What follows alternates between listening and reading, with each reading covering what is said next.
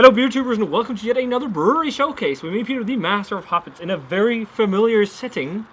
If you followed me in the 10 years I've been doing this blog, you will recognize this location from when I lived at home. I'm at my mom's place over Easter, and I did a boatload of reviews on the patio here, on the terrace, when I was younger, because the setting was just fantastic for beer review with the fields and everything. It's a bit twisted, the angle, compared to usually how it was, but that's because of the sun. But we got a brewery showcase with an upcoming brewery, it's been around for a while now, a bit at least, but one that's getting quite renowned. It's called Slowburn Brewing Co-op. It's a 100% worker-owned brewery, so everyone who works there are part owners of the brewery. And a lot of people are talking about these guys, saying that they make some great both classic and modern styles of beer.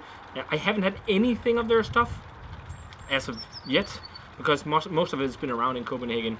Like kegs and stuff hasn't been up in the northern regions of Denmark either. But we got some cans to check out from them. I placed an order on their web shop, along with a load of other Danish breweries web shops. They do free shipping right now to get their beer out.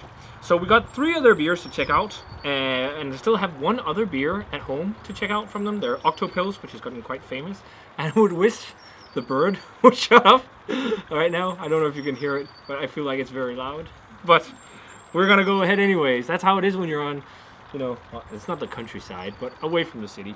So we're starting off with their Session IPA, and this is Golden Glow. This is a Session IPA on 4.6%. Brett got the same selection of beers as I've had, actually. We just pitched in on a package, and he's tried all of them already, except this one. He didn't get no one. And he told me this was kind of like Pipeworks level of IPA, so I'm really looking forward to that. And yeah, it says it should taste like pineapple stone fruit with a medium bitterness. They use water, malted barley, oats, hops, and yeast. And that's all the info on here. But if you look online, you can see that it's also double dry hopped with Citra and Eldorado hops. So pours a gorgeous, clear, golden yellow color in the glass. Look at that. That is so nice to see. It's been a while since we've had newer breweries start out with, non-hazy styles. I mean, they also make some New England IPAs, but I love that they're doing the clear stuff. So I think the attempt at this one, at least according to what Brett said, it sounds like it's more of like a Midwest, type of IPA, like what they do at Pipeworks. So yeah, nice, clear, golden yellow. It has a golden glow, that's for sure. White head. It's beautiful. Let's check out the aroma. Oh, that smells really refreshing. I can definitely see the connotation towards Pipeworks beer.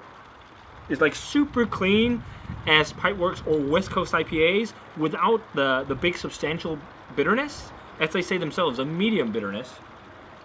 So yeah, definitely pineapple as they note, but I'm getting loads of classic like grapefruit and pithy citrus vibes and orange. Eldorado plays in with a bit of mango, but it's like, yeah, it's very citrus dominated. It reminds me of something along the lines of they have a Citra, I think it's a pale ale. I can't remember the name of it. It's like got a ninja cat on the label from Pipeworks. It reminds me of like something like that, or maybe something like Lizard King or something like that. It smells really good, and they're super fresh, the cans too. They're canned on the 18th of March, and we have the 9th of April today, or is it the 10th? The 10th. So quite fresh stuff. Well, let's check it out. Cheers, guys, and cheers to Slowburn.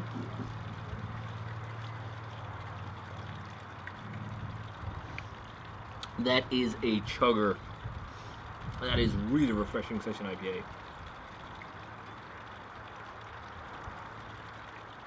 And it's so clean.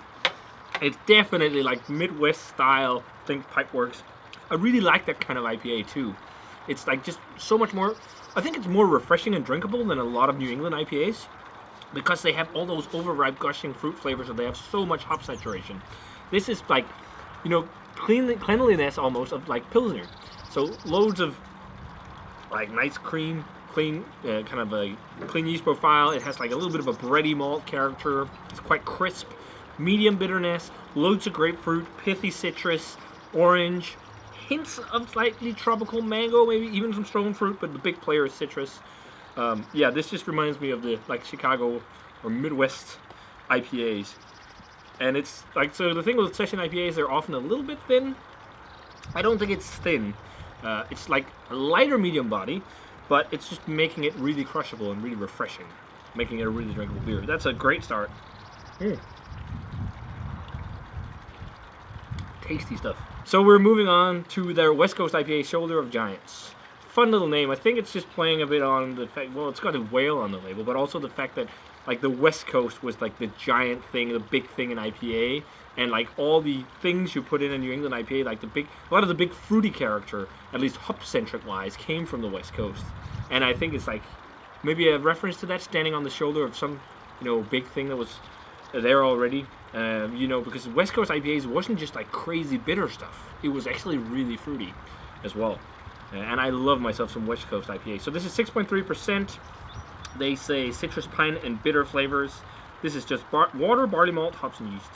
No oats or anything, just like you want in a West Coast IPA. And it has like a very classic West Coast hop combo of Chinook, Simcoe, Amarillo, and Columbus.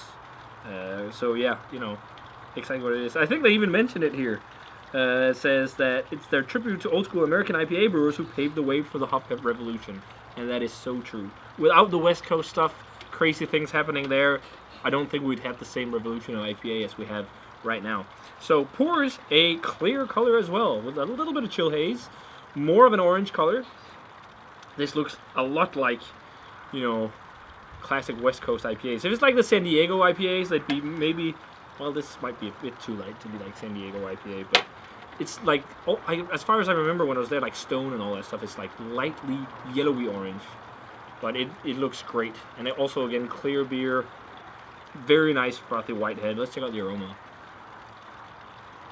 Yes, West Coast, aka Best Coast. I'm really smiling smelling this. It just takes me back. Like pithy grapefruit, citrus, really like grindy and pithy. I'm getting like piney notes as well, slightly herbaceous notes, also sweet citrus underneath.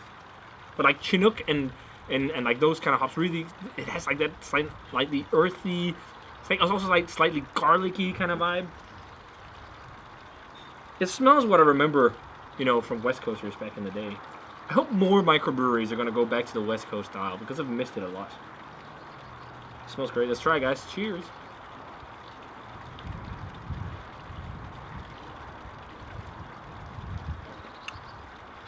I was about to say, where's the bitterness? There we go. Ooh, yeah, there we go. That's also really nice. Really clean again. Really clean. That's like the West Coast IPAs as well. They're super clean in terms of yeast profile with a substantial bitterness. I'm getting like marmalade. I'm getting a lot of orange, kind of grapefruit vibes. Again, pithy rind and citrus peel. It's also got piney vibes. And a little bit of that like earthy, herbaceous note, but also a kick of stone fruit. Almost like the peel or something, a little bit like that, something like that. Like just when all the citrus fades, I'm getting a bit of stone fruit.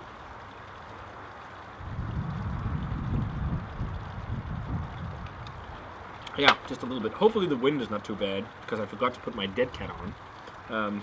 But yeah, a little bit more of a malt character on this too, like a slight sweet malt base. Again, a medium, but not like super full body. But again, it's crisp, it's clean. It's like what you want from this style. They're really nailing like more classic stuff so far, and such well-brewed beer, like no off flavors or flaws or anything, which is great. So the final beer from Slowburn to check out is their Metamorphosis Coffee Stout on 6.2%. It's got water, barley malts, oats, coffee, and yeast, so it's like an oatmeal stout. It says roasty, coffee, and cocoa flavors, or cacao. So far, what I can gather from these guys, it seems like they make a lot of like drinking beer. I mean, beer you don't get fatigued from drinking, something you want more than a can of, and it's awesome. I'm starting to gravitate a little bit more towards things like that. It's still fun to try all the crazy stuff, but if you have like a crazy big imperial stout, you don't really want much more. It's nice to have some more drinkable stuff like this. So, pour is a very nice black color. See if I can generate a bit of head. I also get to break out my stout glass. I haven't used that in ages. A little bit of reddish notes bleeding through in the bottom of the glass, but otherwise, it looks like an oatmeal stout. And it's got like a nice beige, tan-looking mocha-colored head. Let's check out the aroma. Yeah, really oaty, coffee-like. Like the sweetness of the oats. Yeah, it's like a fresh brewed, kind of cold brew coffee thing going on. It's like a light coffee. It's not like one of these like really hefty espresso type vibes. And then like charry, toasty malt underneath. Maybe a little bit of a nuttiness too. Smells quite nice. Smells again like just dead on classic oatmeal stout with an addition of coffee. Let's give it a taste, guys. Cheers.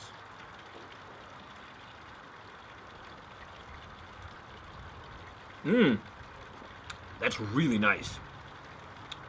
If it just had a little more body, this would be like really awesome sessionable oatmeal stout with coffee. Loads of sweet oat flavor. I think that's a big thing when a lot of breweries try to do oatmeal stouts. It lacks on the oatmeal flavor, and that really needs to be there. That like that sweet oaty flavor, and then on top of that, you get a nice kind of fresh coffee vibe. And it's a lighter, kind of like a light roast coffee, slightly acidic. It's not like one of these like big hefty coffees, which kind of suits it because it's a very easy drinking beer. It's like the biggest mouthfeel so far of the bunch. It's like medium and silky, but again, it's not like really chewy. It could be a little more chewy, but again, that will also maybe destroy a little bit of the drinkability, but it's really tasty. Chowery malt with all the coffee. There's a bit of roasty burnt notes on the end, even a hint of vanilla, and they say coca nibby flavors. I see that too.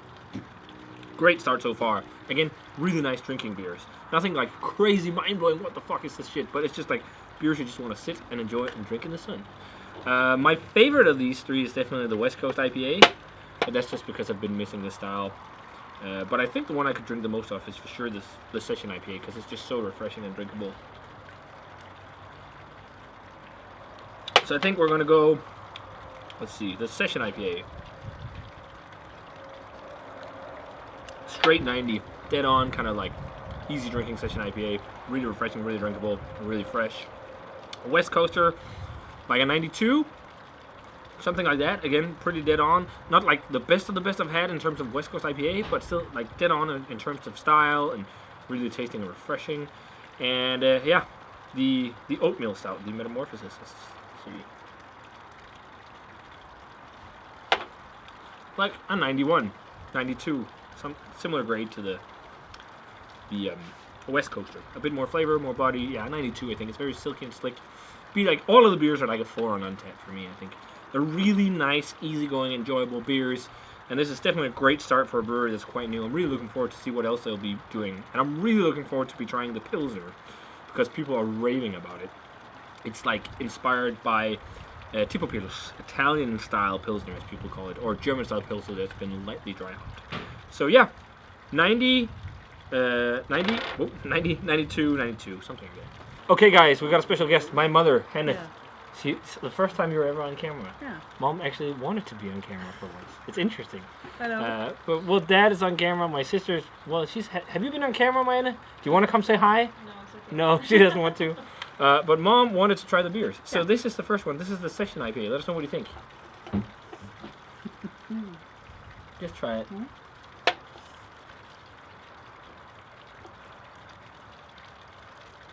It's a bitter. Yeah, it's For a me, little bit it's bitter. too much bitter for me. Okay, then just wait until you try the next one. It's even more bitter. You just place it. Do you taste any like flavors? No. Okay. Let's try and move on to the. So this is the West Coast IPA. Give it a taste, Mom. See if you like that one. That is even more bitter. Yeah. Yeah. So what do you think of the that? first one was the best. Okay. Do you taste? Can you like taste any flavor in it? Do you taste like some citrus or something? Yeah. Grapefruit? A little. Yeah. Yeah? Then this might be more you. Try that. You love coffee, so this is a coffee I love stout. coffee.